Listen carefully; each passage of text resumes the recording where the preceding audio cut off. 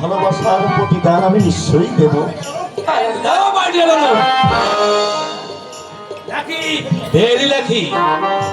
বিপুল, তুই এখানে? আমাকে দেখে তুই আশ্চর্য হয়ে যাচ্ছিস? অবশ্য আশ্চর্য হবারই কথা। কারণ 5 বছর আগে তুচ্ছ একটা কারণে আমাদের বিবাদ হয়েছিল। আমি স্বীকার করছি আমার অন্যায় ছিল, তার জন্য আজ আমি অনুতপ্ত। তুই আমাকে ক্ষমা করে দে ভাই। ক্ষমা? আমি চাই আমাদের সে পুরনো সম্পর্ক আবার যাতে ফিরে আসবো। বিপুল, আমি কিছুতে ভেবে পাচ্ছি না বিপুল। এটা ভাববার কি আছে বল? মানুষে ভুল করে, আবার মানুষই করেছে মহা সংশোধন। তুই আমাকে প্রায়শ্চিত্ত করার সুযোগ করে দে ভাই। আমি জানি তোর কাছ থেকে আগের মতো ভালোবাসা আমি পাবো না, কারণ তোর হৃদয় একস্থলে স্থান করে আছে দুর্বার। না না, আমি তার জন্য হিংসা করছি না, কিন্তু আমার অনুরোধ এই দুর্বার পাশে এই ভক্তভাবে একটু স্থান দে। চলো আলোকা, আমার এখানে থাকতে আর ভালো লাগছে না। সে কি এই সবেমাত্র এলাম, অন্তত কিছুক্ষণ গল্প গুজব? না বিপুল, কাল ভোরে আমাকে দিল্লি যেতে হবে ছবির প্রদর্শনীতে যোগ দিতে। তাই নাকি? হ্যাঁ রে। এটা খুব আনন্দের খবর।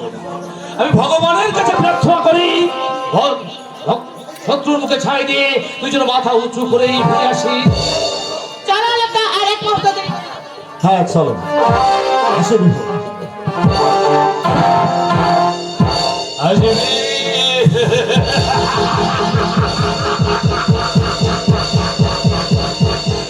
নিশ্চয়ই ফিরে আসবে, এসে দেখবে তোমার পাপিয়া তোমার পাখা ছেড়ে অন্য শাখায় বসে গান গাইছে।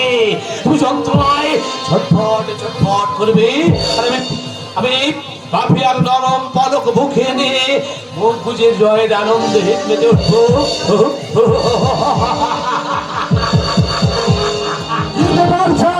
একা একা দাঁড়িয়ে হাঁটছেন কেন? মানুষ কখন হাসে বাদল, আনন্দে, কখন কাঁদে আঘাত পাবে।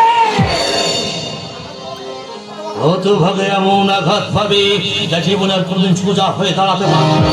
মেরুদণ্ড একেবারেই থেমে যাবে। আপনি কার কথা বলছেন? এটা বেশি আশা করেছে, কিন্তু আশার ছায় একটা হিংস্র ভাব যে ওত পেতে বসে আছে, অত ভাগাতা জানে না।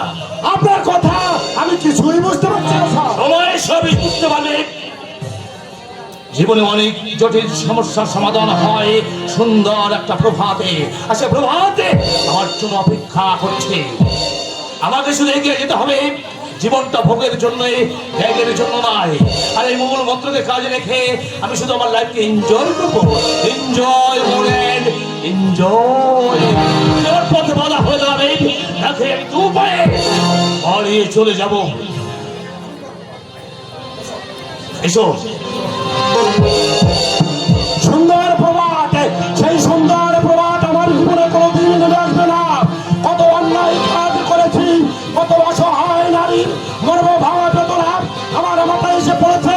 এই শয়তান বিপুল সান্দাদের হাত থেকে আমি কোনোদিনই রায় পাবো না। হ্যাঁ, ওই শুধু মানুষ, আর আমরা বুঝি মানুষ নয়।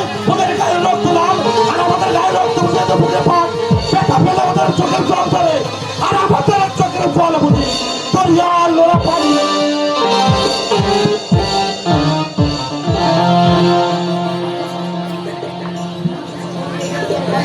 পালিয়ে এসেছি, পুলিশের চোখে ধরে আমি পালিয়ে এসেছি।